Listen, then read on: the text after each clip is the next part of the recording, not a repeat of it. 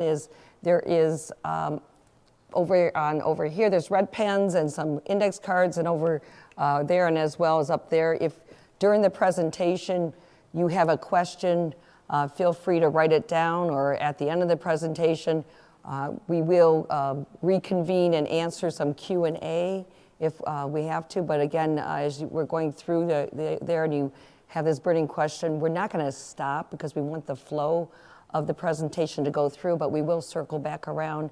And if there's a question that's asked that we can't answer tonight, we will again have that on a card with your contact information, and we'll circle back around. So with that being said, I'm going to wait for the cue from our great AVT team to see when we are ready, and let me know. We're good whenever? Okay, let me turn this on.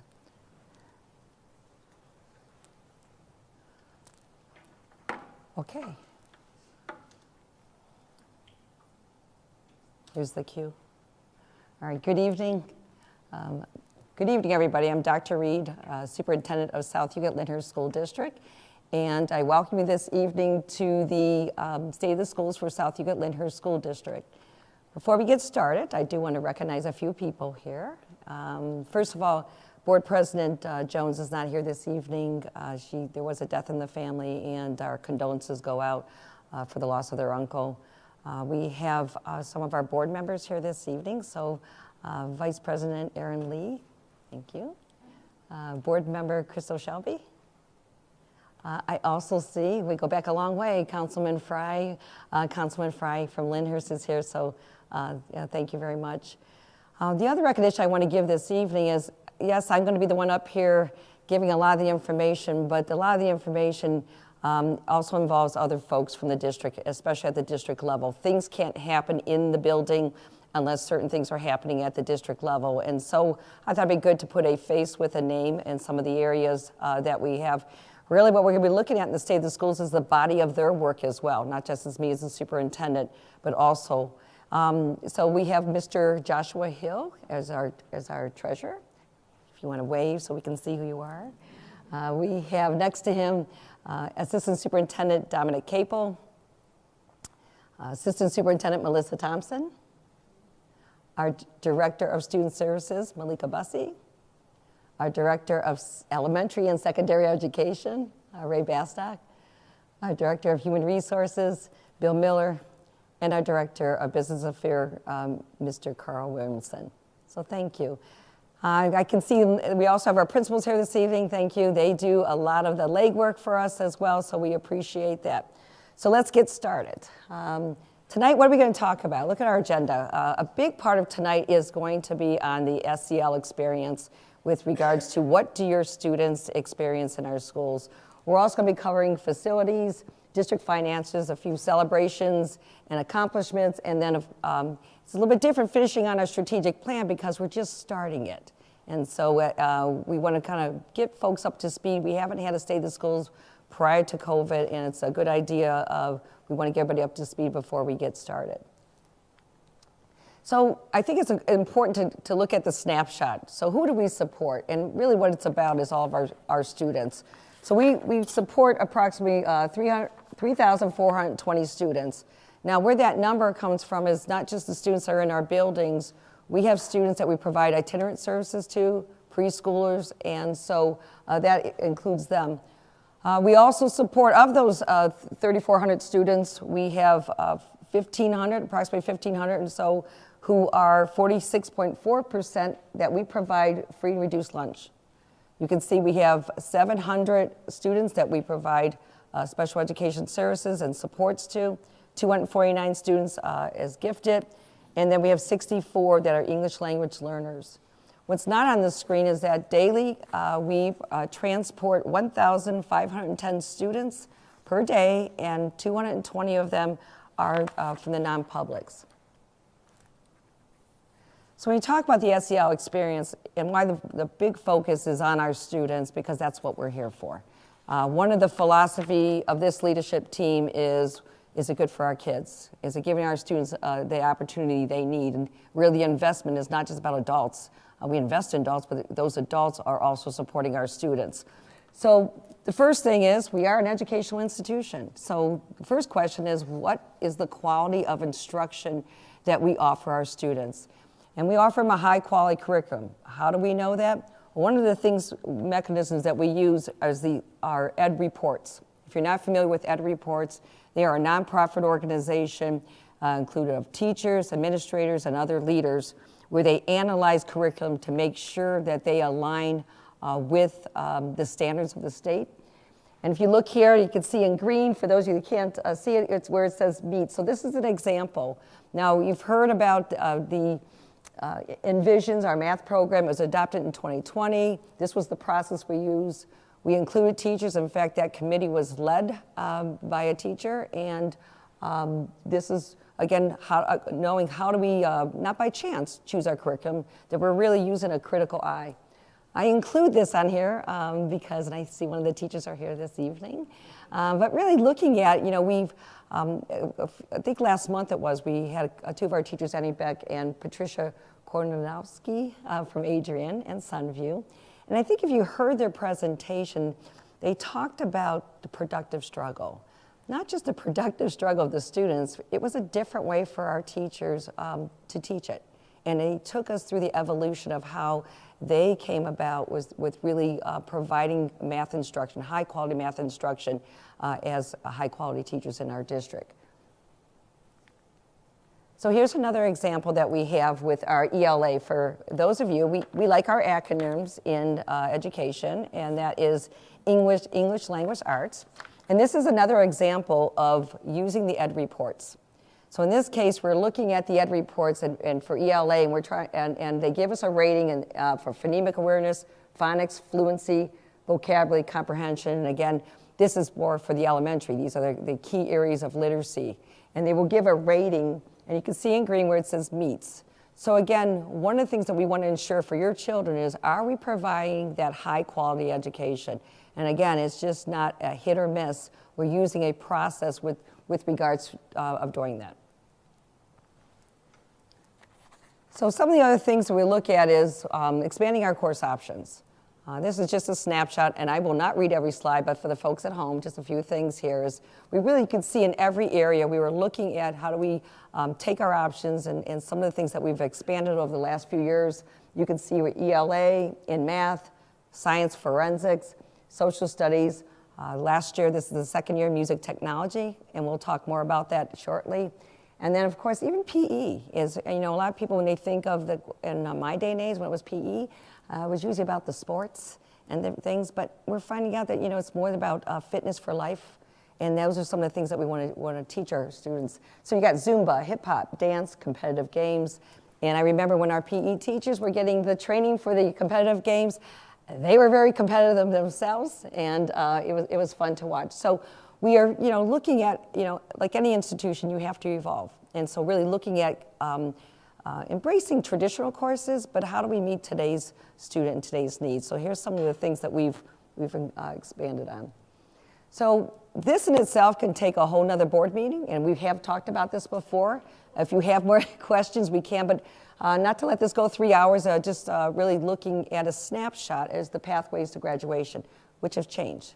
There's 3 different areas. In our day and age, one of the things we focused on was area number 1, right? If you look up there, it is 20 credits. But there's now more ways pathways that our students are required. And so you have demonstrating competency, where you see that is passing the end of course exams. And then the CCP is the College Credit Plus, and then career and technical skills.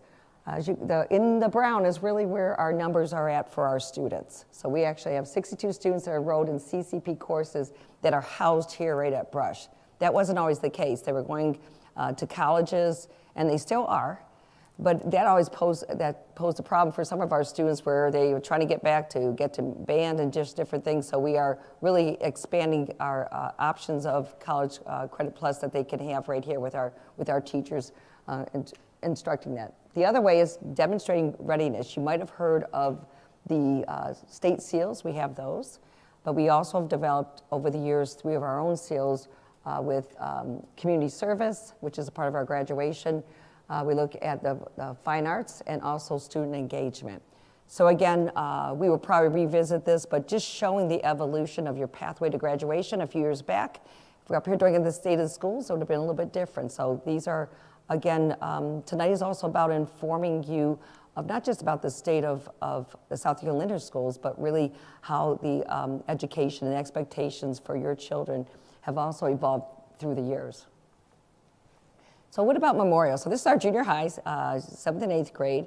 Again, we also want to provide as many opportunities for our students as we can. So at the junior high, you can see right there, we offer high school credit. And there's different ways that you can have it. All health and PE is offered to all students.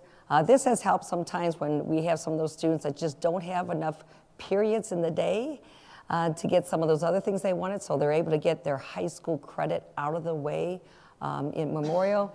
And then you can see you can get algebra, also Spanish, intro to engineering, and also digital Photoshop. So we are offering high school credit at our junior high.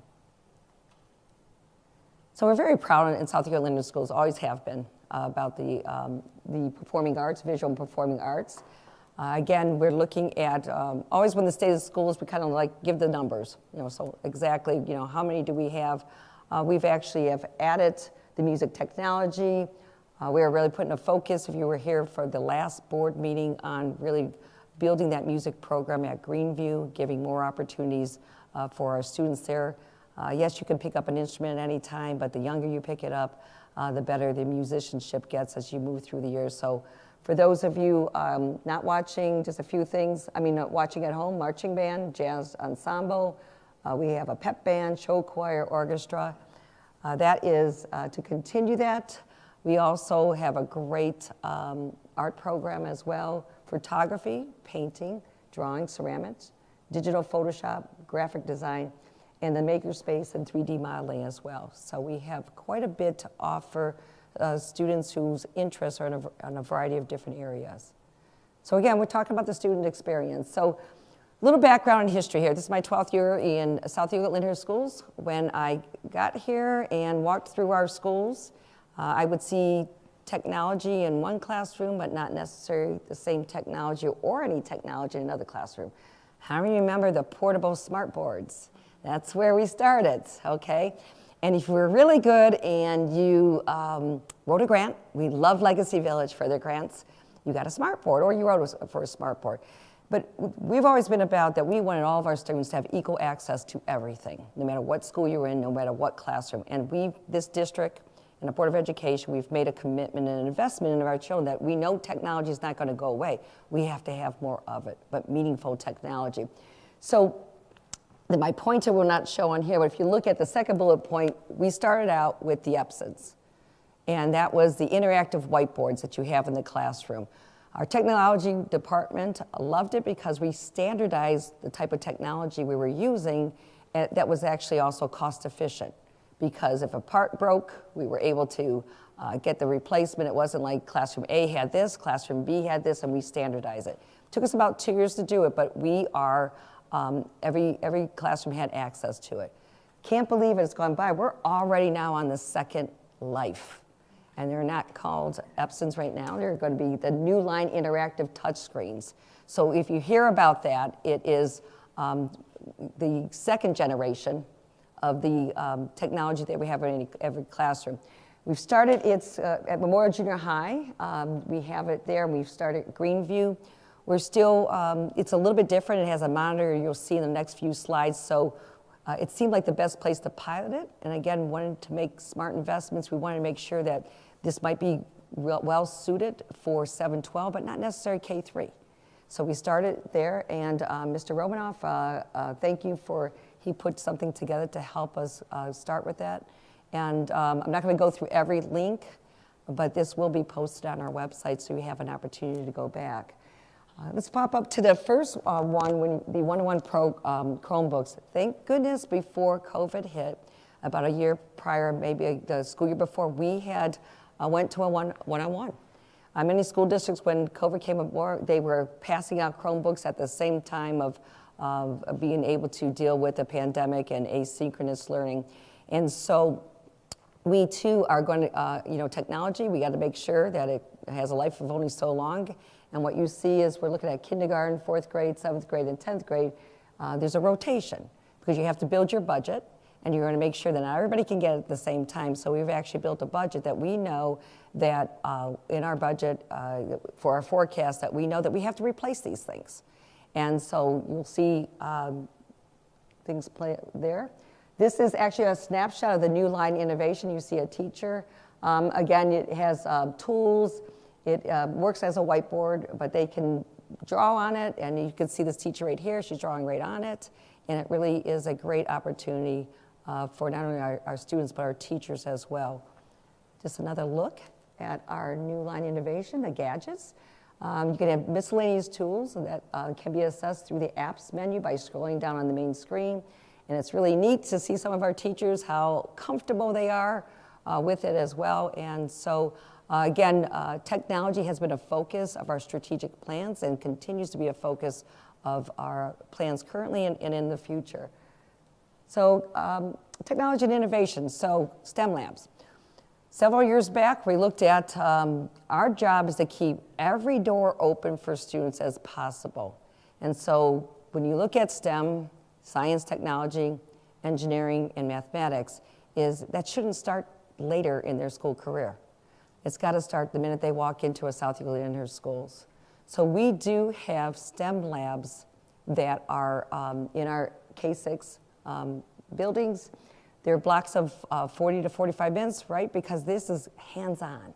The kids need opportunity to explore and build and use their mind and see what they want to do. So when you look at, what does that look like? So we have typing club, and you can read it. Ozobots, if you saw last spring, where's Adrian? Okay, last spring we had Mr. Botar here.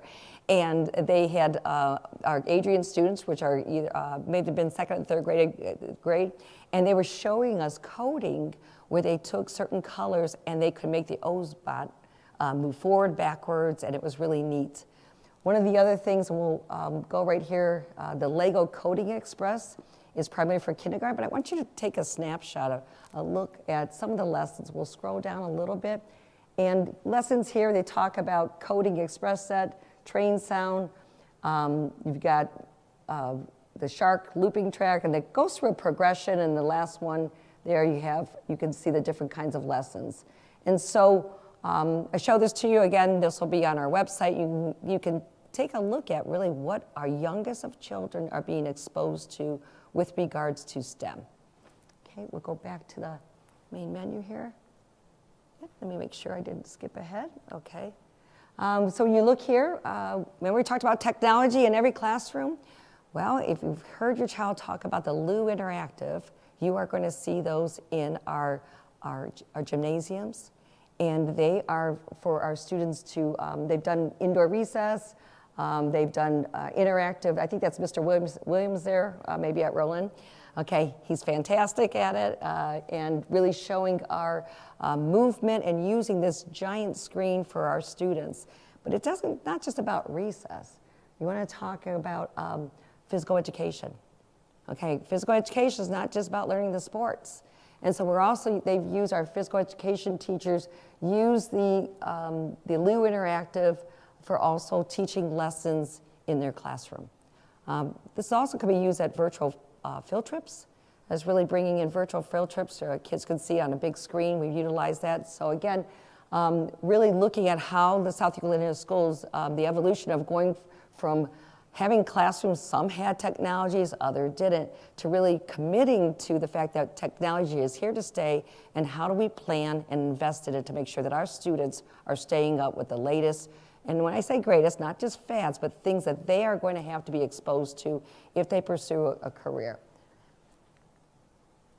Makerspace, you might have heard that term. Okay, this is kind of like a little vocabulary. This is what they call the space over at Memorial. It was done several years back, but what I want to point out is, we have older buildings, and I was just talking to a parent this evening, don't necessarily have to build new buildings. Everybody would love that, but not necessarily affordable. But we have to have the vision of how can you take a space and transform it into something that is meant for more than one purpose. So the library, we love books. You're in a library now, but it's more like a student center. There's other learning going on here. So at Memorial, there's still books that are there and a library, but we have a recording studio. We have green space, 3D printers, a vinyl poster printer, X-Carve, and CDN. So again, taking one space that was used for one purpose to really rededicate it into so many different opportunities. And you can see we have a popular club now for our students. It is 60 students sign up for the Makerspace Club and really enhancing what they're learning during the day. We are not done with technology and innovation. We've really put a lot of focus on that. So Ms. Sturdivant, I have given you a shout out. You might know her as teaching choir and everything, but she has been doing this at Memorial, and sit back and enjoy for just a minute or so. And this is some of the things that they do in our own green room.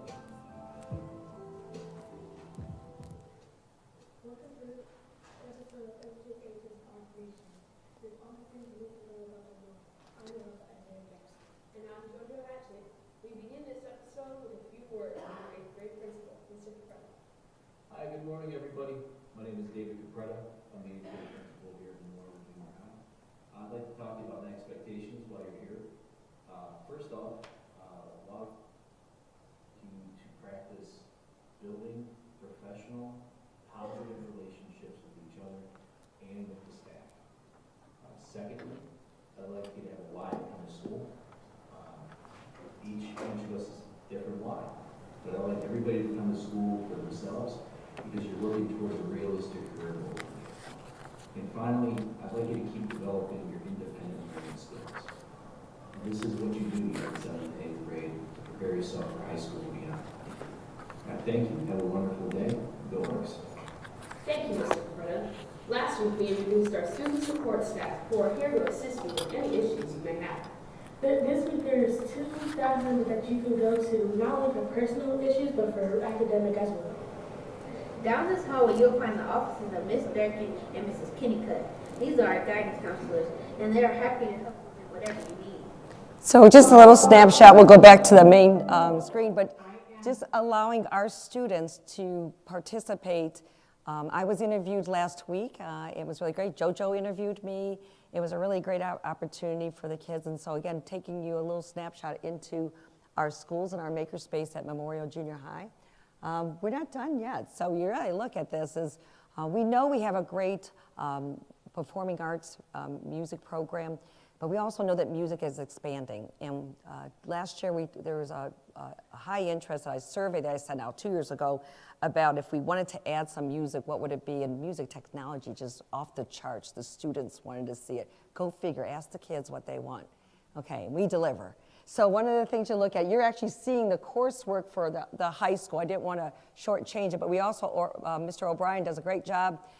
He teaches a class at Memorial, classes at Memorial Junior High, and then of course you can see here at the high school. And really what the focus is on, it does tell the history of the music industry. It's the creative part. Our students get to create their own songs as well and be able to I would say listen to it. We've used their background music. And so this one is recorded a little bit louder, so we'll see what happens here. But if we can play, click on that, and just listen to some music that our own students have recorded. We'll give that a sound.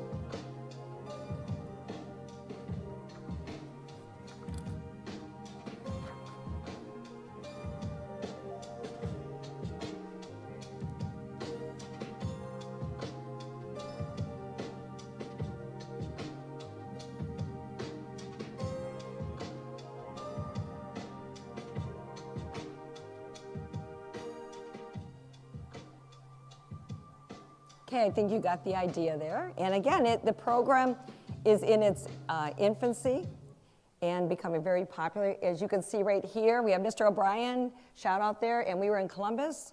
It was a very popular booth in Columbus showcasing what some of our students can do. And so we look forward to continue to expand on that opportunity. Again, sticking with the STEM, looking at our facilities right here. So how many of you remember the old workshop? It was here when I started. Okay, so what we looked at is really rededicating that space. That program had ran its course. The space sat for a little bit. When we did the renovation here, we took the wood shop and we actually kept the floor and some really nice stuff there, but it's now the Innovation Lab, and it houses some of our courses, a series of courses for STEM and engineering. And this is a little snapshot of, let's see, we got Mr. Spano there. You know, he's always very busy with the kids, and you look at that. This spring, they're looking to have a functioning drone and looking at a combustion engine. And so if you're not sure where that is if you go down where the art sections are, the art classes, we've actually, people didn't know the wood shop was on the other side. We wanted kids to be able to be curious. There's windows now, you can watch students in this innovation lab, and we purposely did that so those people need to know what's on the other side of that wall. Well, there's some really interesting stuff going on. So we have a great innovation lab here at the high school. Let's go here.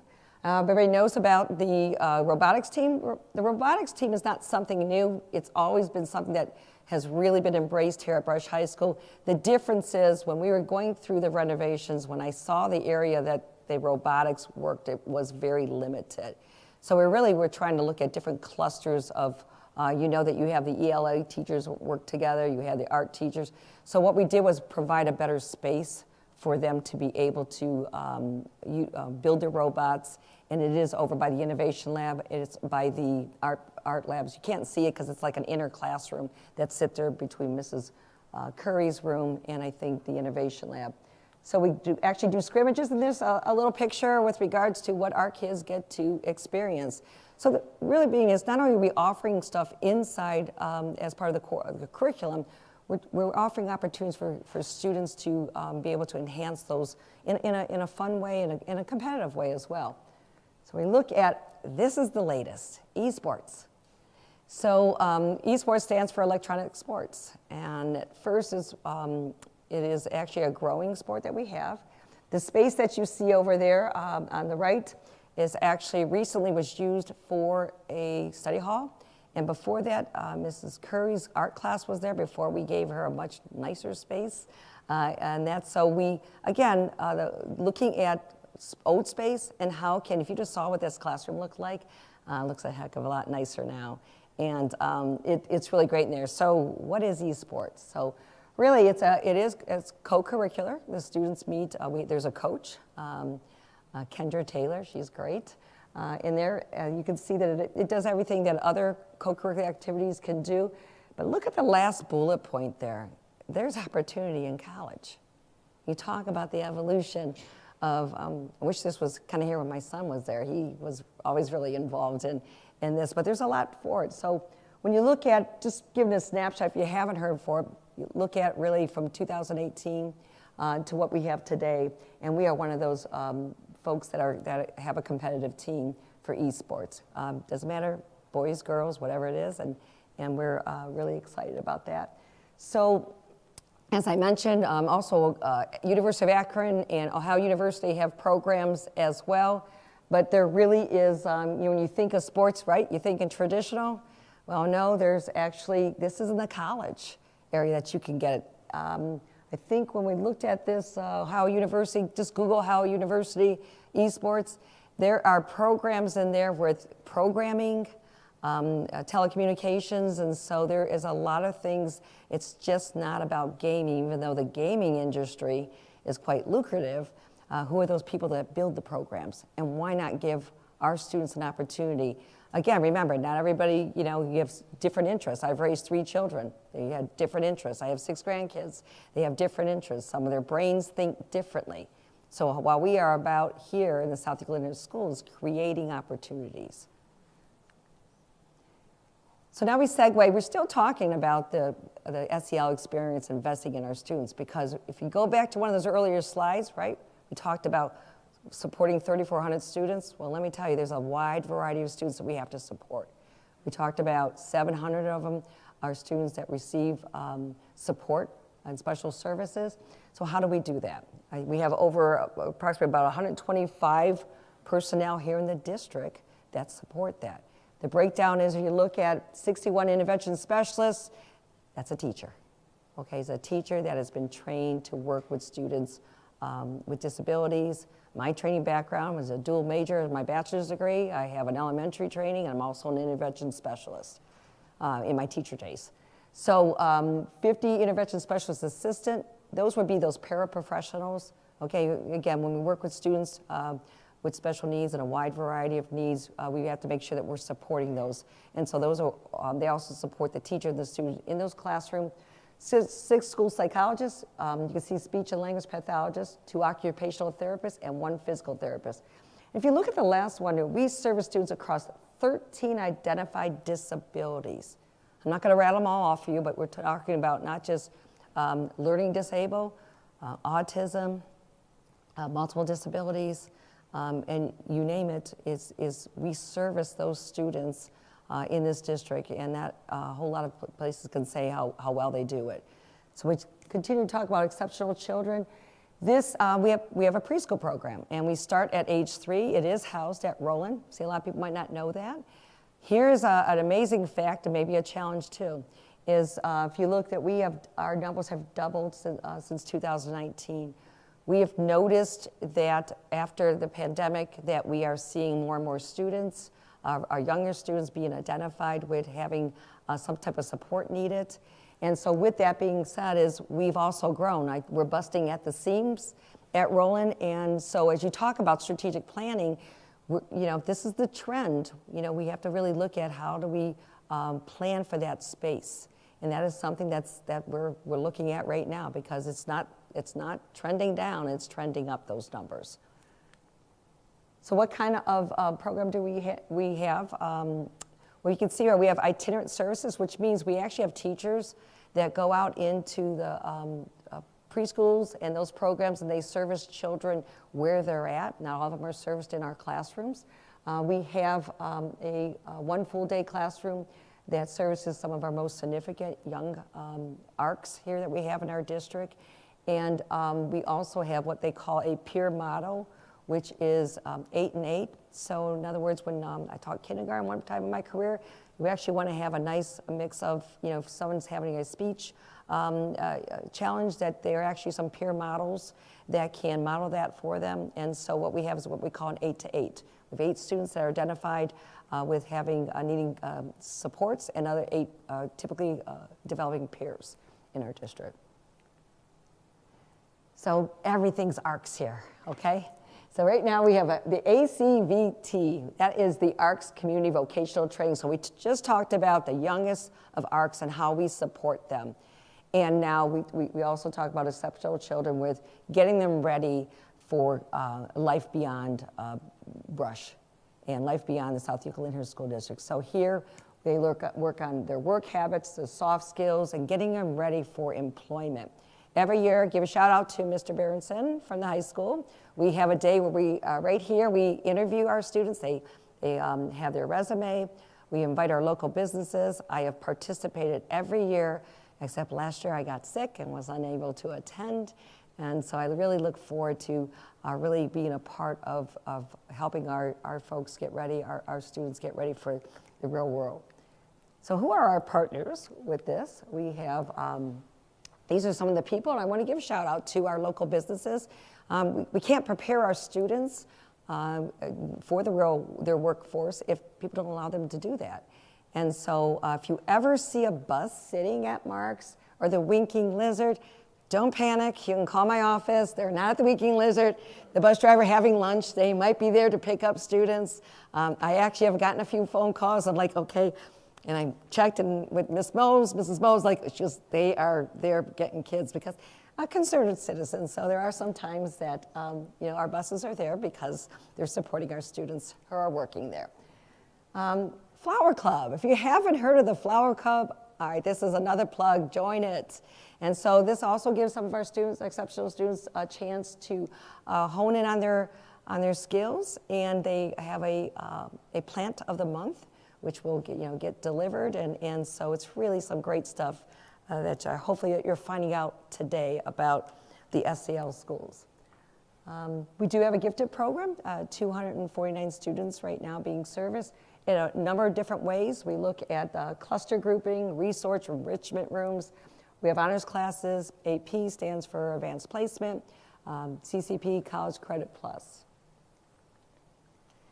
And again, looking at, we've talked about core curriculum and high quality curriculum, STEM and technology. But again, one of the things that we pride ourselves in the South Euclid Lyndhurst School District is really the co-curricular experience. I was a coach of 20 years. I loved the classroom, but I loved it as well, just as much as really seeing some of my students outside of school, coaching them. They got to see me in a different light. We learned more about each other, and it's really a great piece to have relationships. So you really look at some of the 26 different activities and clubs that students experience. The fact of the matter is, if there's an idea for a club and we have an advisor, we don't say no. And so this number can change, but this is something that we support here in the South Euclid Lyndhurst Schools. When you look at let's go here. We don't forget about our youngest of folks, the elementary and the intermediate in Greenview. So there's just some things with regards to, as you can see, different types of clubs, from book club, recycling, power the pen. And again, that is an important part of the student experience in our district.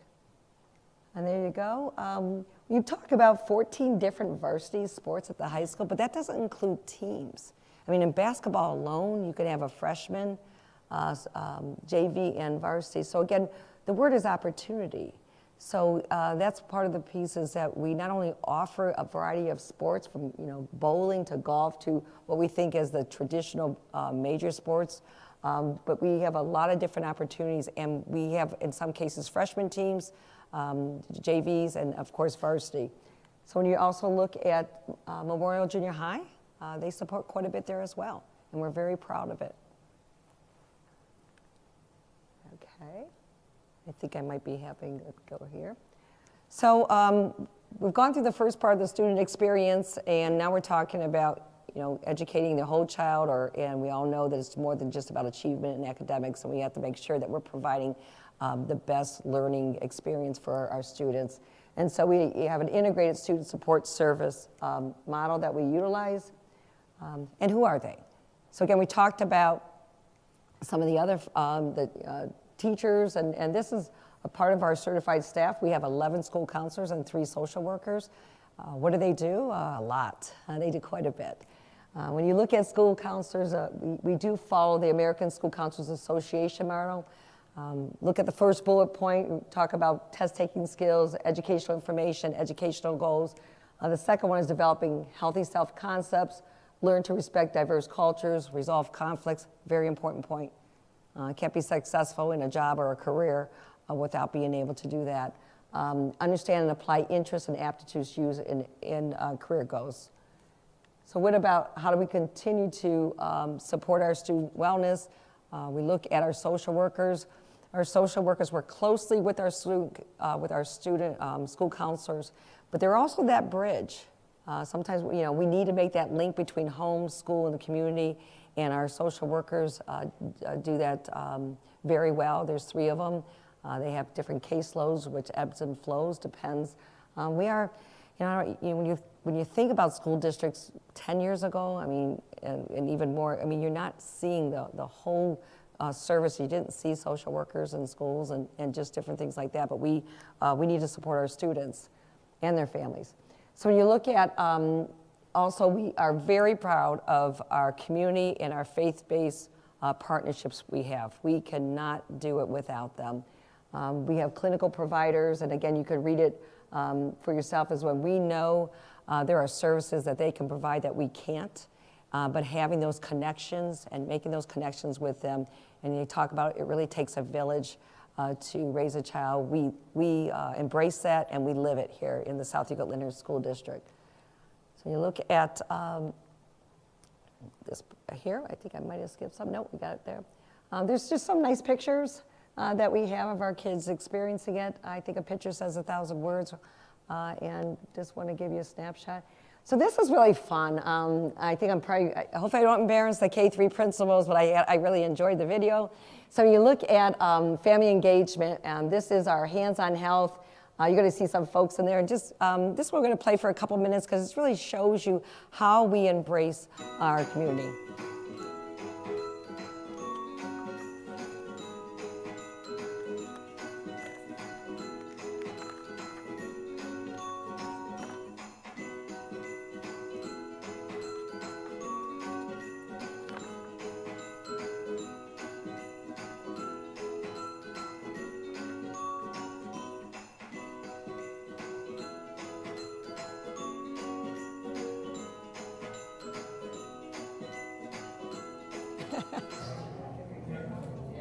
And then from there, sometimes you can, if you have a knife, like take a little bit and that pops out the middle.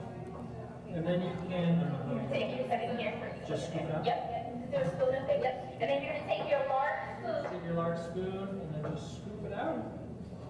Voila, voila. If anyone needs help, we are here to help you. Voila.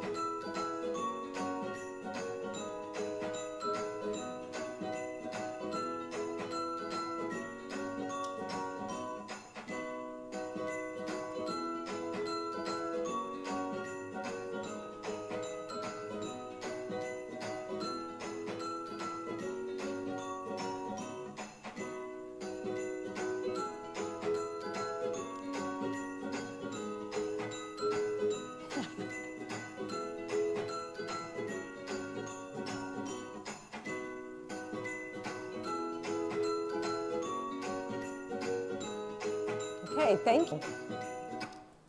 So it was a lot of fun. Again, if you hear a hands-on health event and we do it again, you'll have a little bit of a snapshot of what it is, and we hope that you join us.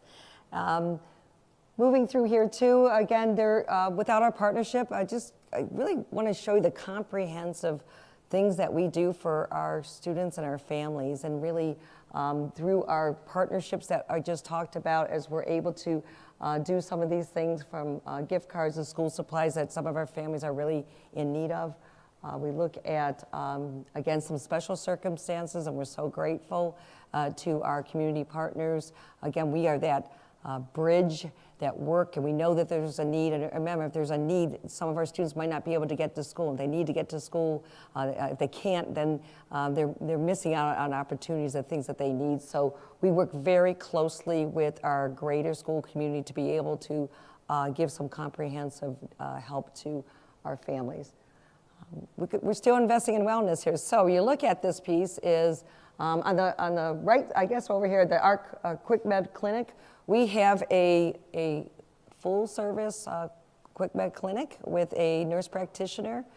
This has been really nice. As we started it a couple years ago, we utilized some federal grant funds. You kind of wonder where all this happens, but we are very creative with using our federal grant funds. You have physicals, vaccination. I got my flu shot this year, just walked right in and out, got my flu shot. I also wasn't sure if I got pink eye from my grandchildren. And instead of waiting for 2 hours at the Express Clinic, went there, found out it wasn't pink eye, but got some other medication because a nurse practitioner. It just saved me a whole lot of time. I was able, because I was glad I was able to go back to work. Otherwise, I would have gone home and missed work and then all that. So we do have a medical clinic, and we hope that for some folks it might be all that they need and everything they need. For other people that have their own doctors, it might be a convenient way not to have to leave work, and we have services for you. On the other side, we really talk about, we have a district-wide registered nurse, very important. In my 30-plus years, we're really looking at, we are servicing a lot of students who have high medical needs. And we want to make sure that we firsthand have the right personnel. And so these are folks that are in our schools, in your children's schools. And we can't forget about our adults, okay? So if we have our teachers, if we have our principals, if we have any staff members, our bus drivers, this is a tough job. And if we're not at our best, we're not taking care of ourselves, we have over 500 employees. And so it's important to make sure that we're taking care of them as well. So we do have a full-time performance and wellness specialist, Corey Morrow. In fact, next week we're really looking forward to actually taking some time with our staff to enjoy each other and wellness activities. We recently partnered with Dr. Charlie Keenan from Rewire Your Workplace, And you can see we've had weight loss challenges and step challenges, nature walks. And again, a healthier employee is somebody who's present, not just physically, but mentally. So we do take care of our employees as well, at least try to initiate this. These are some pictures there. We found out through the step challenge, I do have a Fitbit and I keep track of my steps. And Melissa Kanowitz, she is very competitive. Anybody knows Melissa? I think she had more steps than me. But anyways, just also giving you a snapshot just of what it is to experience, not only to be a student here, but also to be an employee. I know we had it in the fall. This I could go on forever and ever, and everybody would like me to go further into depth. I know we had a fall partnership meeting with the PTA, but just real quick, again, through my 15 years as a school superintendent, when I'm seeing what, 15 years ago, you talked about safety and security, fast forward 15 years, and as I tell my folks, we can never be satisfied. So we are also looking at those are some of the grants that we've looked at, almost 300,000. We are continuing to look at more grants. Just some real highlights. When I got here, we had just a little bit over 300 cameras. We have 450 cameras. We have a very sophisticated camera system that we have here. As part of the last strategic plan was we wanted to make sure there were 2-door entry systems. If you came through here at Brush, there's the 2 doors. Okay. Not only do we have 2-door entry systems, most recently we put on door film. Tragically, when you look at some of the recent events, getting that 2-door entry system, putting on this door film slows them down even more. The idea is how do we slow down an intruder as many ways as we can until our safety forces get here.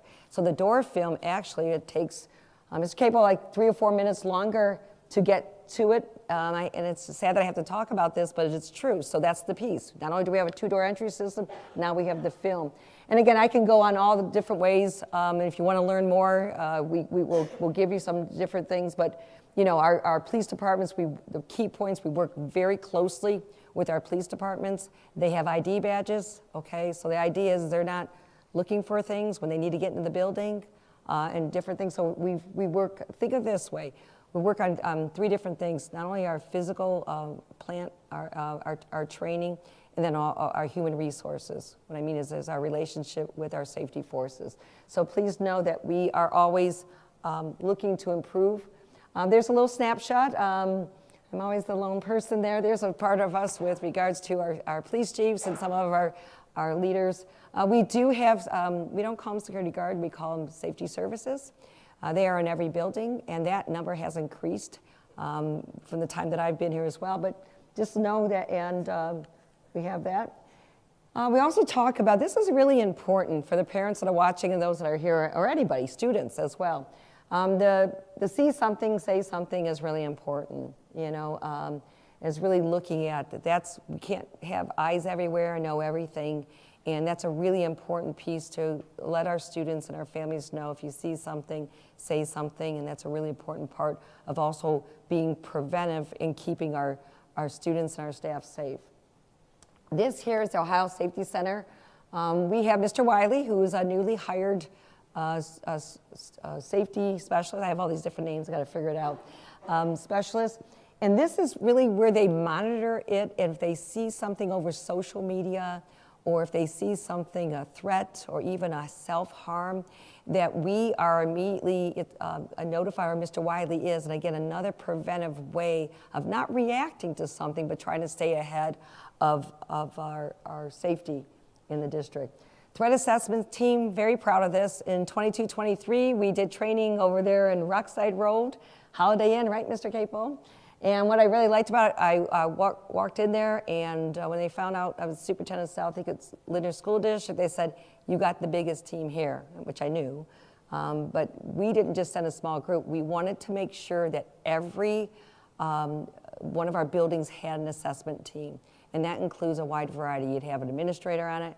You could have a security, safety forces on it, teacher, and making sure, and really what the training is really looking at, do we have the validity of any threat? And I think that's one of the things is how do you balance some normalcy of your children's lives that they want to be educated, they want to come to school, they want to feel good, and not going into a lockdown every day. It's really looking. So we do have threat assessment teams. That is not everywhere.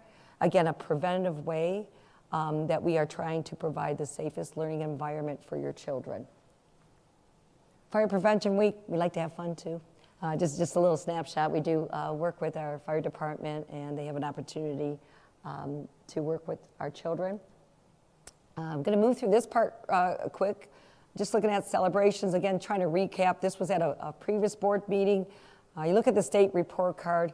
That's moved, changed so many different times. It was kind of hard for school districts to keep up with it changing every year, every 2 years. It's gotten some stability. Part of my job as a superintendent is really lobbying for public schools to make sure that our input is heard when it comes to the state report card. Some things they listen to, some other things they don't, and other things they kind of compromise on. But there's improvement. And I just want to shout out to our students and our teachers and administrators. You can see there's a star system now. You see 4.5 stars, 4 stars, and we continue to not to be satisfied, but we are moving that dial. Again, just a snapshot on some of the schools. You've seen this information before. We'll continue to focus on it. This is a little bit new, not new in the sense that our third graders take the third grade test in the fall. One of the things, if you look, the state average, it was 48% in SEL. We had 58%, so we were above 10% above the state average at this time. And then you can see the individual schools. Now our students will get a chance, right, principals, to take it again in the spring. And so this is a really, you got to remember, the students in third grade have only been there a few months, so it's what they have been learning in kindergarten, first, second grade, taking that third grade test, right, Ms. Beck? I haven't forgot about you. That's important as well, is making sure that they move through, because when they get there in third grade, it's not just what the third grade teacher did, it's really important for all those other folks to do it. So this is really, this is moving that dial. So this part I'll move quickly through, but a lot of people don't know. I mean, Brush High School, that's your flagship school. We were just talking again to a parent, it's a beautiful campus.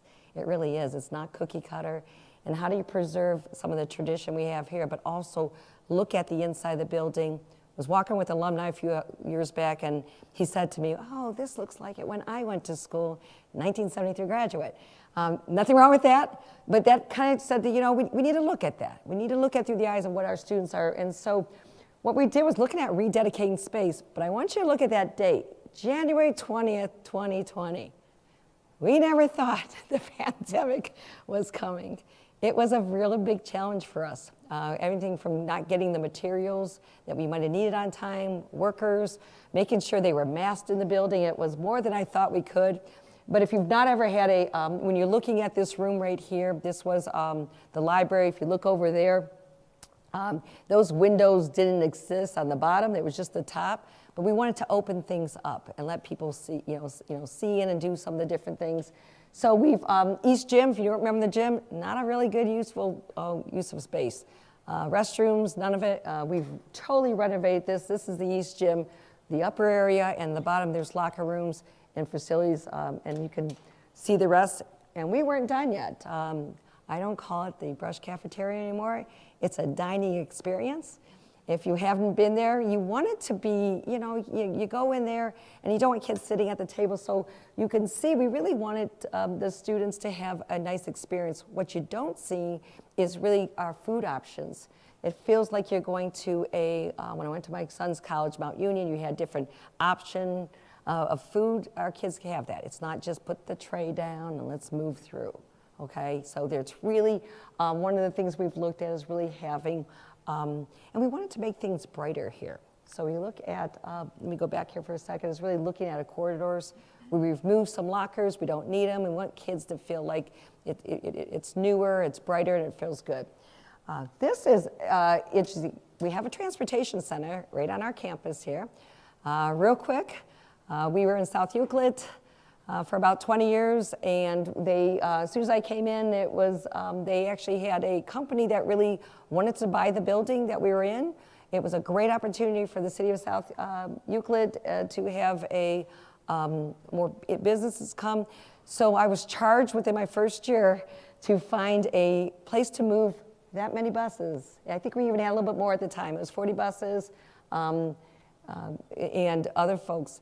Thank goodness I see the city, Mr. Fry is here from the city of Lyndhurst. We said, what am I gonna do with all these buses?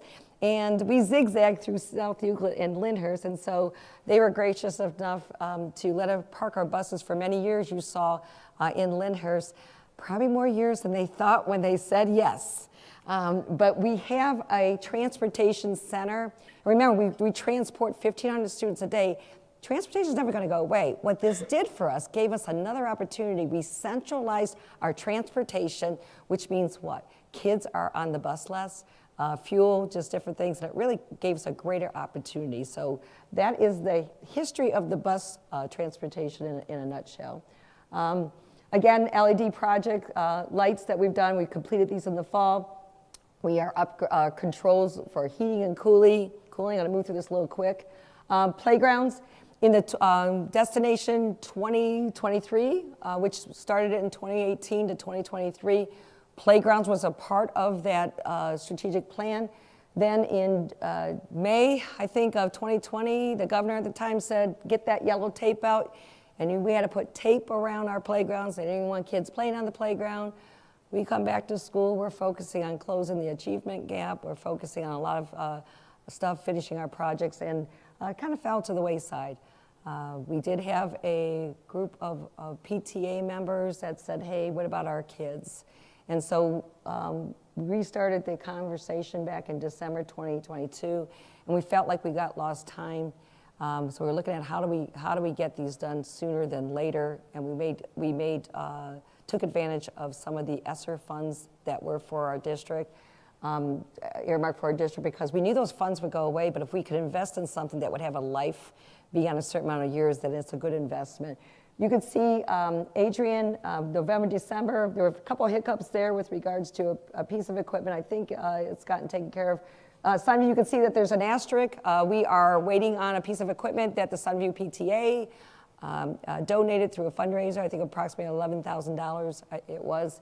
And then Roland Elementary is still in the works. We are waiting to the spring. We want it to be a student event, so we'll do a ribbon cutting sometime this spring and making sure that everything is in place and not prematurely do that. So we're really excited about everybody, 3 new playgrounds that we have. Now, a lot of people don't think a window project. I can't tell you how important this project was. Even the teachers would report to you, oh my goodness, it's just so much better airflow that we have. So you can see from the dates that we had the window project. But you can tell right here, I think this is the Brush Science Wing, just what the windows looked like, and then up above the new ones. Even the neighbors commented to me that we made our neighborhood look nicer because the building looked 20 years younger by doing that. So just know that there is a window project going on. Again, the HVAC, the 3 elementary schools, a little bit easier to do, have that. And you can see that we've kicked off the Memorial, Greenview, and Brush, no secret, a little bit more challenging. And I asked Mr. Williamson, because I never overpromise, underdeliver. I said, so when is it supposed to be done? No, we are really looking for August of 2024 to make it our air conditioning operational, which is ahead of the schedule that we thought. So we are, again, that's what we're looking for. I know I see some of you there that are in those buildings. Stay tuned. And I am going to turn it over to Mr. Hill. And we're going to focus on, Mr. Hill twice a year gives the 5-year forecast in the fall and the spring, but we're going to focus on some of the finances we've done with regards to our ESSER funds. Yeah, I figure I'd give you guys a break from the typical 5-year forecast. Yeah, and it also piggybacks off of what Dr. Reid was discussing. A lot of these things would not have been possible without the ESSER funding. Give a brief history of ESSER. First of all, it stands for Elementary and Secondary School Emergency Relief. And we got it shortly after COVID. It was a way of help supporting schools to close the gap that COVID created. When we first got it, we had some discussions because when it was first introduced, a lot of schools were almost treating it like mad money. It was like whatever you can figure out how to spend it on, raises, whatever. I kind of knew better knowing the fact that no money comes out from the state, even though when it first was brought out, they said there's no limitations. I knew once that started going through a couple of audit cycles, I knew that would be limited very quickly. So I wanted to make sure we protected ourselves, while also looking at, I mean, we do a lot of the majority of our budgeting and everything, looking at sustainability anyways. So we didn't want to spend a bunch of money in areas knowing that it could compound. And we wanted to make sure that whatever we put in place was going to be sustainable beyond the life of this funding. So, We go back. so like I said, it's an elementary, secondary school emergency relief. It was brought out, it was first being talked about in March 13th of 2020, rolled out shortly thereafter. 3 phases of ESSER. We ended up getting, which each 3 additional phases ended up totaling about $11.9 million. We have spent up to this point approximately $10.6 million of those funds. And we have until, for that balance, roughly 1.3, we have until the end of 2024. We have to have everything submitted by September 30th of 2024. So just to give you a breakdown of how it's been spent so far. Salary and benefits wise, we spent about 32% of the total on this.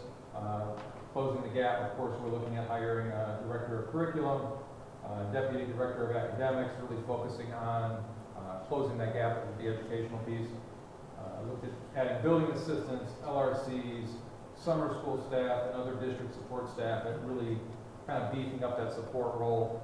We knew kids being away from being in the buildings, coming back, they were going to need those extra supports beyond the academic piece as well. Purchase service, about 14% total. This was obviously kids being outside, not being in the classroom. We did have a one-to-one, but we really had to look at beefing up the Chromebook laptops, look at data connection services. Obviously, we needed to make sure the Wi-Fi when it came back and the one-to-one was top-notch. And then the multiple online platforms for the academic piece, whether it's Schoology, iReady, Schoolman, just for example. Supplying materials, about 14% as well. Looked at elementary furniture and cleaning and safety supplies. Obviously, we want to make sure coming back with the spread of COVID and things like that, we want to make sure our buildings were spotless. The other piece, and Dr. Reid did mention a couple of these things here, but capital outlay represented about 40%. We looked at doing new windows and doors. It was almost like in phases. We were looking at, we wanted to get the new air conditioning. With that new air conditioning, we could get the air cleaning piece of it to get a better filtration system for the air flowing through with COVID being out there and everything else. We wanted to make sure when we were doing the AC project to do it correctly. But before you could do that, the new windows. You can't put new air conditioning in without doing new windows, because the majority of, with our old windows, everything leaked. We would have lost the majority of that upgrade if we didn't do the windows. And then, of course, phase 1 of the playground project ended up being pretty much the entire playground project. Beyond that, other than the PTA's pieces that they did add to each elementary. Can we go next slide? Yes. And then to kind of a tentative plan for the remaining 1.3 million. Salary and benefits will end up being about 22%. Purchase services will end up being about 27%. Supply and materials about 27%, and capital outlay about 24%. So when we look at this, we're really slowly phasing out. That's why we've seen salary and benefits slowly start to drop down. We're looking at these pieces and analyzing, like I said, the long-term sustainability. So what's working and what's not. And as we do this, we might look at a program and say, that's really working. Okay, is it taking the place of anything? And we look at all of our funding this way. General fund dollars, as well as any grant funding. So we kind of just took these dollars and dropped it into our normal mold. We didn't get excited about getting this lump sum of money. Let's spend it like crazy. We wanted to really make sure it fit into our funding model anyways. So. Thank you. Thank you. So along those lines, this is, thank you, Mr. Miller, for providing this. Just a snapshot, since COVID, we've added over 40 new teachers, counselors, psychologists, social worker, and other support positions throughout the district. And you can see some of the positions that we had there. I'm not going to go through them. Again, we'll post it on the website, but just given you a snapshot, as Mr. Hill also talked about, with regards to where some of the money has been spent. So when you look at this, I'm going to bring us to the home stretch here. We look at 2012 started here, no strategic plan. One of the charges of the board was to put a strategic plan together. We worked with a community group of 100 people, and we came up with a new vision. The SEL Schools will be the designated school community. We'll not go through the history of all this, just to move it along. We educate, inspire, and empower our students to be high-achieving, contributing members of a global society. That is our mission. So this time around, let's go to 2018. Our second strategic plan was launched. COVID hits in 2020, and so what we did was kind of do a sidestep from that strategic plan, because some of the things we planned in 2018 were no longer relevant for us to be able to address in 2020, 2021. So as Mr. Hill showed you, that we looked at our what we call our recovery plan, that we utilized these ESSER funds. And now, lo and behold, we couldn't believe it. 2023, we just discovered last year, we're on another strategic plan. So we felt that we were keeping these the same, and also our core beliefs. These were established back in 2013. I was at a Sunview staff meeting the other day, and I heard a teacher said, you know, which one I really like is high expectations lead to high achievement. So some of this stuff is already being embedded and utilized within our district. One of the things that we, last year, when we were embarking on a new one, we did a survey to staff, students, and parents, and realized, you know, what do they want to us to focus on. Before I go to that, these are our core beliefs. The only thing I'm going to show you tonight, core values, is just to see them, because they are things that we have to work to make them come alive. When you're in the business world, organizations have core values. We'll talk a little bit more at later dates about what thoughtful decision making is, accountability for outcomes, purposeful innovation, a one community attitude, in a sense that we do serve South Euclid and Lyndhurst, but we are the South Euclid Lyndhurst School District, and so it's really coming together in a service mindset. We know that we serve the public, and that's really important, that we know that we serve you families and you parents, and this is, you know, why we're in the business of what we do. So stay tuned on that. Just real quick, there are 3 pillars. You never want to have a strategic plan that has too many goals. You hear a lot of different words right now. We have what we call pillars. They could be like goals. This first one, just to let you know, and I'll be at each board meeting talking about this, it really is one of the things our parents and our community says, that we want our students prepared for success. And so when you look at a lot of these initiatives, there's actually 10 initiatives, but you can't do 10 initiatives in 1 year. You have to pick which ones are most important. And just so you know, each one of these initiatives, 1.3, has an action step, right, folks? We have to drill down. So it's just, you can't have a lot of words. You have to have timetables on how you're going to get this done. We felt the portrait of a graduate is an important one that needs to, because to us it's a backwards design. When you graduate from the South Euclid Lyndhurst School District, what do we expect? What attributes should you have? And those, I'm not talking about Brush High School students. I'm talking about the kindergarten students. So if we're going to have a workforce team, right? And what they say that there's 5 attributes that we want, well, so what does that mean for those folks, those children that are in K3, 4, 6, 7, 8, 9, 12? And so the portrait of graduate is something that we'll be working on. Again, something you could read moving through here. The second one was student experience. The first goal is really looking at those opportunities, those academic opportunities, other things. One of the things that was important in the feedback we got is that we want our students to have a great experience when they get here. And so a lot of these initiatives, this is on the website, so you can go back to it, but we are focusing, here are some of the things that we'll be focusing on right here. For those of you that are at home, define the framework for respectful, supportive, and caring interactions between staff and students, and implement training, awareness, and supported need. That was a huge one that came out from our staff as well as our families, being respected.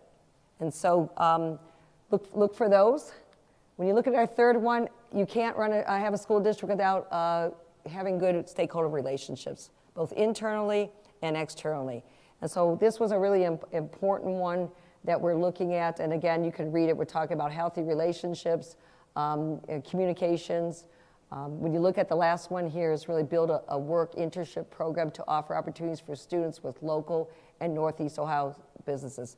We are initiating more internships, not the senior project, is really putting our kids, because in SEL, it's not just be about college bound. Our philosophy is that each and every one of you are career bound.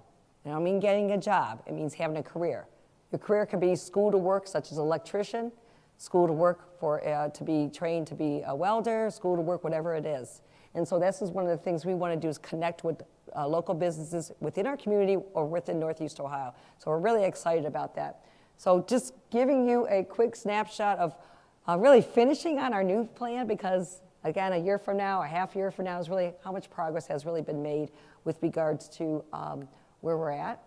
So this part concludes our presentation of the state of the schools. So I want to thank all of you for being here. I know there's a girls' basketball game tonight.